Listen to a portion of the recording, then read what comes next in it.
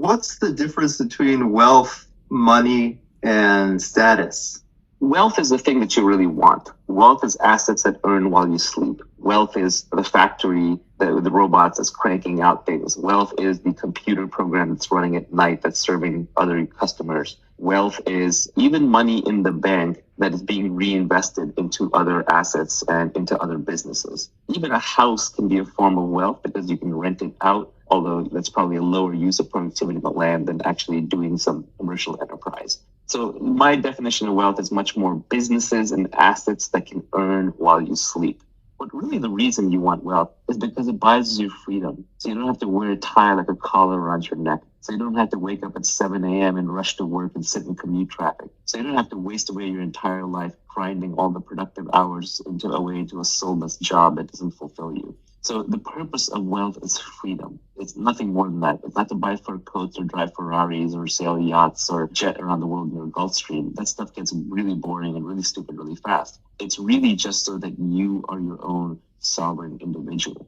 You're not going to get that unless you really want it. And the entire world wants it. And the entire world is working hard at it.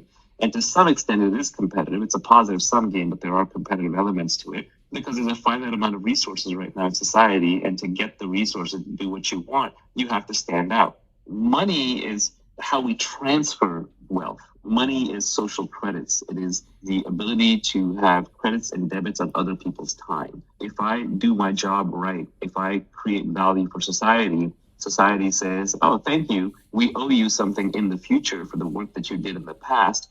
Here's a little IOU. Let's call that money. And that money gets debased because people steal the IOUs. The government prints extra IOUs. People renege on their IOUs. But really what money is trying to be is it's trying to be a reliable IOU from society that you are owed something for something you or someone who gave you the money did in the past. And we can transfer these IOUs around. So really money is how we transfer wealth.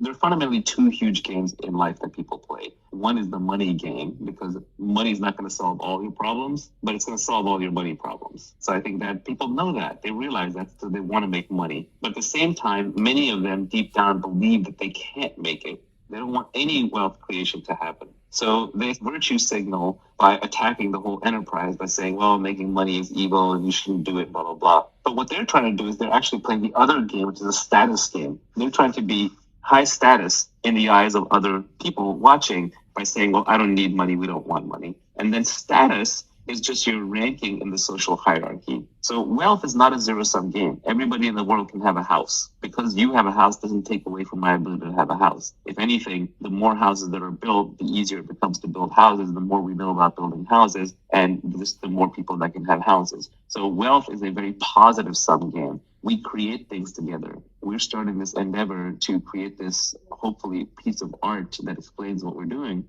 At the end of it, something brand new will be created. It's a positive sum game. Status, on the other hand, is a zero-sum game. It's a very old game. We've been playing it since monkey tribes, and it's hierarchical. Who's number one, who's number two, who's number three. And for number three to move to number two has to move out of that slot. So status is a zero-sum game. Politics is an example of a status game. Even sports is an example of a status game. To be the winner, there must be a loser. I don't fundamentally love status games. They play an important role in our society, so we figure out who's in charge. But fundamentally, you play them because they're a necessary evil. The problem is, on an evolutionary basis, like if you go back thousands of years, status is a much better predictor of survival than wealth is. You couldn't have wealth before the farming age, before farmers, because you couldn't store things. Hunter-gatherers carried everything on their backs. So hunter-gatherers lived entirely in status-based societies. Farmers started going to wealth-based societies, and the modern industrial economies are much more heavily wealth-based societies.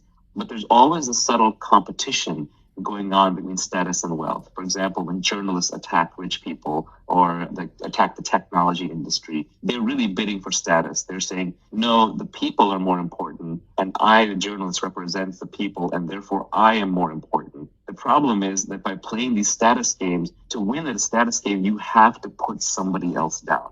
That's why you should avoid status games in your life, because they make you into an angry, combative person. You're always fighting to put other people down, to put yourself and the people that you like up. And they're always going to exist. There's no way around it. But just realize that most of the times when you're trying to create wealth, you're actually getting attacked by someone else.